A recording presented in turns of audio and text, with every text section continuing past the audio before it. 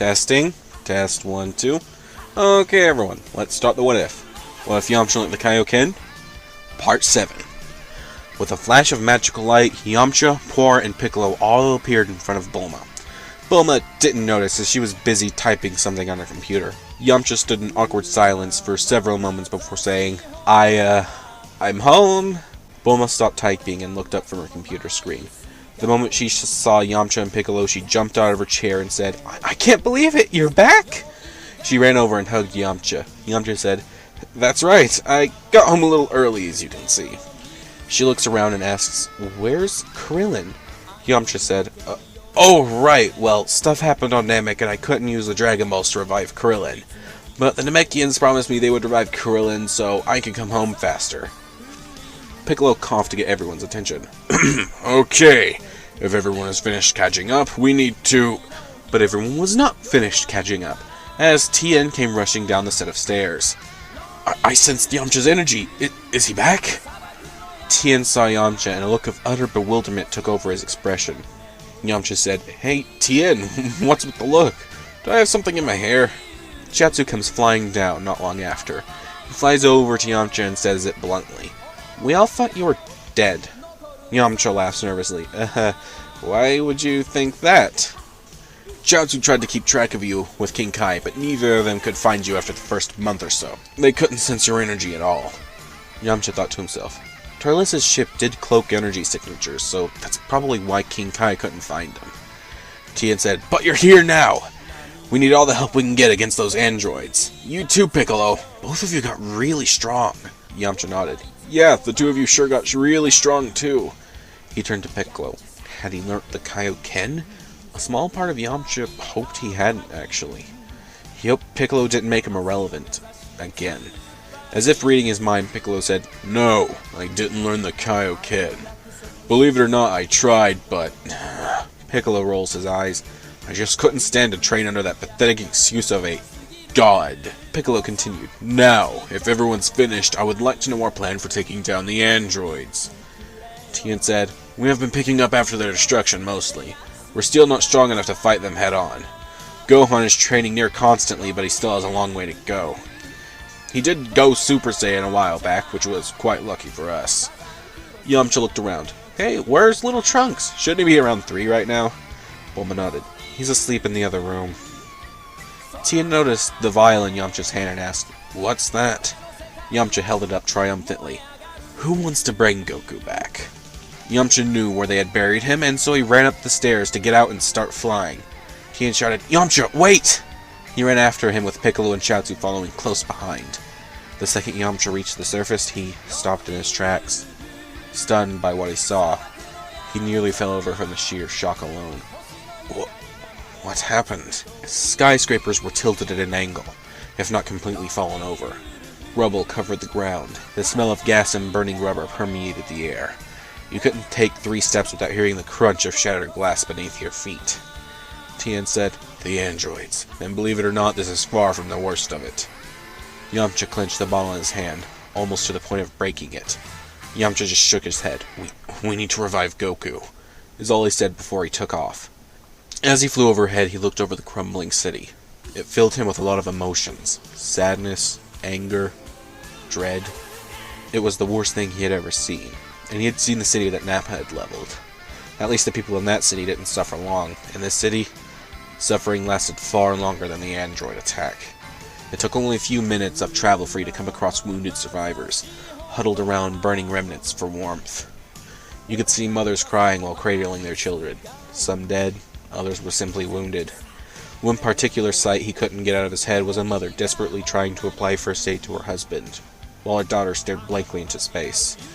The husband had lost his arm and had severe burns. The daughter was missing an eye. Every sight, every last one, filled him with a deep rage. They took constant breaks, and Chiaotzu healed the injured people he could save, while Tien offered emotional support and reassurance to crying survivors. Tien would say, It's going to be fine. Chiaotzu's the best healer around. He'll fix you up. Just watch. Tien said it with a smile and calm expression, as if he had rehearsed that line hundreds of times. Chiaotzu couldn't bring back the man's arm, but he healed it over so it wouldn't bleed out. The woman cried, thank you, over and over. Tien allowed her to hug him until the tears stopped, then they left without another word. It only took about 15 minutes to arrive at Mount Paozu. He landed in front of Goku's grave and said, "Well, let's hope this works." He unsealed the bottle and poured it over his grave. Chi-Chi came outside. "Who's there?" She had a small hint of fear in her voice. Oh, it's Tien. What brings you boys here?" She saw Yamcha standing in front of Goku's grave. She said, "Yamcha? You're back? Mama said you were off in deep space and won't be back for at least a decade." Yamcha stepped back from the grave. Suddenly, Goku burst through the dirt. Chi-Chi was ecstatic. "Goku is alive?" She ran forward and hugged him. Goku, confused, said, Hi, Chi-Chi. Guys, what's going on?" Yamcha brought Goku up to speed and explained how he revived them. Piccolo spoke up. "Something is wrong. Goku, are you hiding your power?" Goku said, "No.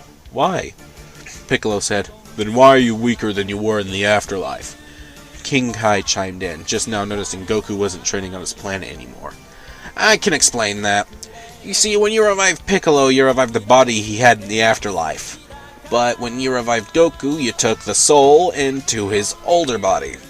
All that training he did here meant nothing. Now, even in Super Saiyan, Goku was far weaker than even Piccolo." Everyone stood stunned. Yamcha said, "Well, at least he's alive, right?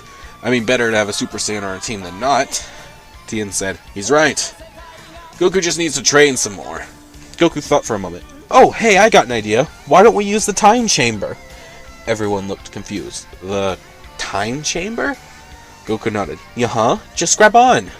Everyone placed their hands on Goku's back, and in a flash they were at Kami's lookout. Kami greeted them all. Goku asked for the time chamber, and Kami nodded. Everyone asked Goku, "So, what does the time chamber do?" Goku said, "Well, basically you can train inside of it for 1 whole year, and only 1 day will pass outside. Neat, right?" Tien said, "Great, so we can all go in and come out stronger than ever." Kami said, "Only 2 people can go in at once, so pick your groups wisely." They formed their groups. Goku would go in with Piccolo, and Yamcha would go in with Tien, because Chaozu didn't want to. Tien asked, "So, which group goes in first?" Yamcha remembered the catastrophe he saw leaving the bunker. He stepped inside and said, "I'm going in first. Come on, Tien." Goku said, "Oh, come on, I wanted to..." But the door was closed shut before Goku could finish his sentence. After only a few minutes on the outside, Yamcha and Tien had already been training for several days. Yamcha said, "You know, Tien, since we're friends, I could show you how to use the Kaioken." Tien said, No thanks, Yamcha.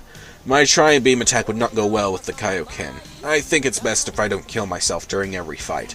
Besides, the Spirit Bomb is more my style anyway." Yamcha nodded. Yeah, you're probably right."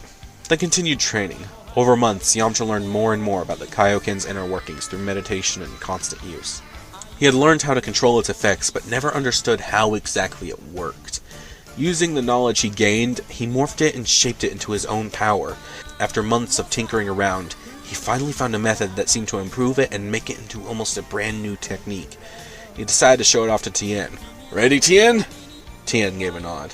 "Go ahead, Yamcha." Yamcha let out a burst of energy. It looked similar to the Kaioken, but the aura was darker, and his hair was slightly affected, giving him a slight red tint. The most notable change was the slight silhouette of a wolf the aura seemed to take, and the way the aura moved around him. It was like fire. It was also much more powerful than normal Kaioken. Tien said, "Amazing. That might be as strong as Super Saiyan." Yamcha nodded. "I know, right? I have been searching for a breakthrough like this for a while." He powered down and said, "But there's a small problem." Tien asked, "Well, what is it?" "Well, the aura is so dense I can't sense anything but my power. That makes me rely on my other senses a bit more, which is bad, considering the red aura also clouds my vision. It also still drains my energy a lot. Not like times 20 or anything, more like times 10. On top of that, it requires a lot of focus. If I get too distracted while trying to maintain it, I can lose control. And when you lose control of power that big, I imagine it wouldn't feel too good." Tien asked, "Have you thought of a name for this technique yet?" Yamcha said, "I actually haven't. How about the Raging Wolf?" Tien nodded. "I like it. With this power you can surely beat those androids." Yamcha said, "Well, I think so, but we should probably spend the rest of the time we have wisely. Remember, we don't know exactly how strong they are." Fair point. Okay, let's get started. You need practice with that new technique of yours. Well, I think that's enough for today, guys. Good luck with tomorrow and every day after.